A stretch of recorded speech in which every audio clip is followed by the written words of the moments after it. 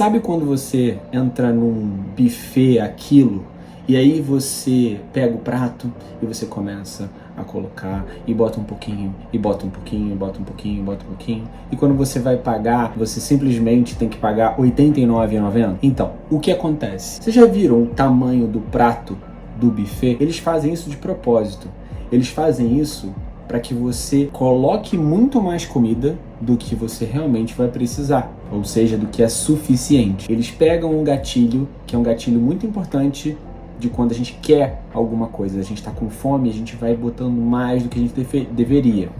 Da mesma forma, quando a gente vai fazer compras, ir no supermercado, ir no shopping com fome, é uma decisão muito ruim, porque você está com uma demanda fisiológica e aí aumenta muito mais a sua necessidade por coisas. Então você vai acabar comprando coisas que você nem precisava.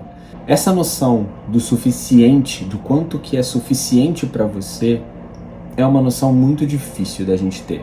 E isso acontece muito nos investimentos. Nada justifica arriscar algo que você já tem e do qual precisa por algo que você não tem e do qual não precisa. Talvez você já tenha ouvido falar de um cara chamado Bernie Madoff. Ele foi o operador do mais conhecido esquema Ponzi. Ele conseguiu enganar investidores durante 2 décadas, antes que o crime viesse à tona. O mais louco é que o Bernie Madoff, ele não era um cara que estava passando por dificuldades e que estava a ponto de fazer qualquer coisa para ter dinheiro.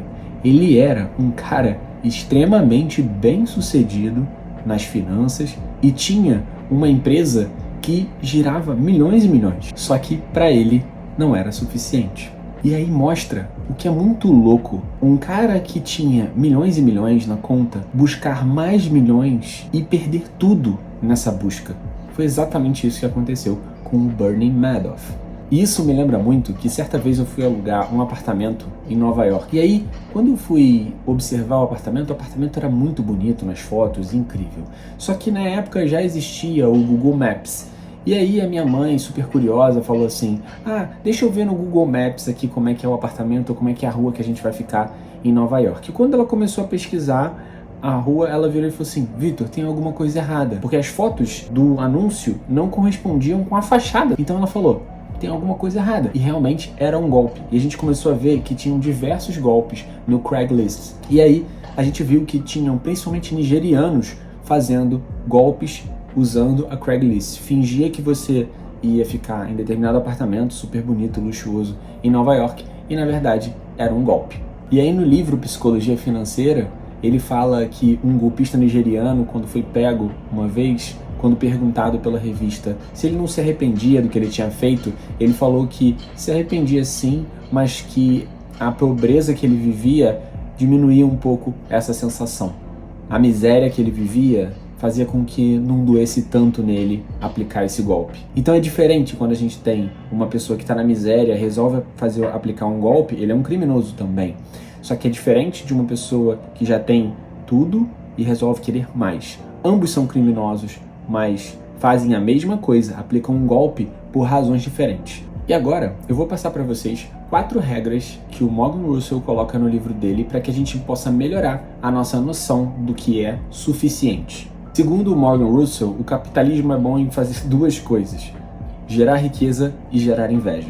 Se a felicidade é o que sobra quando a gente retira as expectativas, então, nesse caso, se você está sempre recalculando a sua felicidade conforme vai passando o tempo, você tem um problema muito sério. É o que alguns pesquisadores chamam de esteira hedônica, que é quando a gente fica o tempo inteiro querendo mais e querendo mais e querendo mais.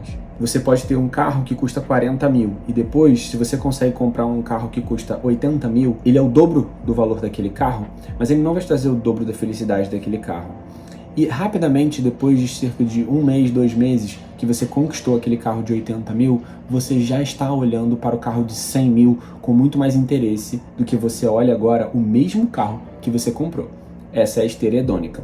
Então, nesse primeiro ponto, a gente tem que entender que a gente, ao lidar com o dinheiro, a coisa mais difícil a fazer é parar de reajustar as metas para cima o tempo todo. Número 2, comparação social. Vamos pegar um exemplo.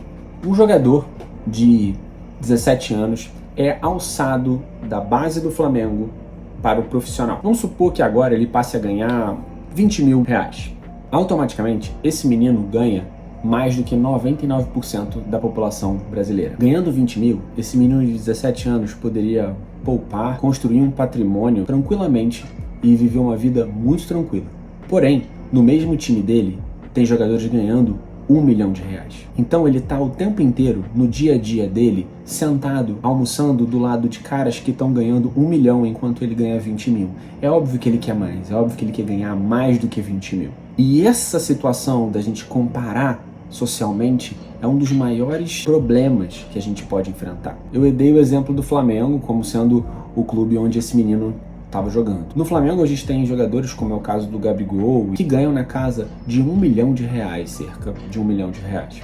Então vamos pegar o exemplo do Gabigol. Ele ganha 1 milhão de reais por mês.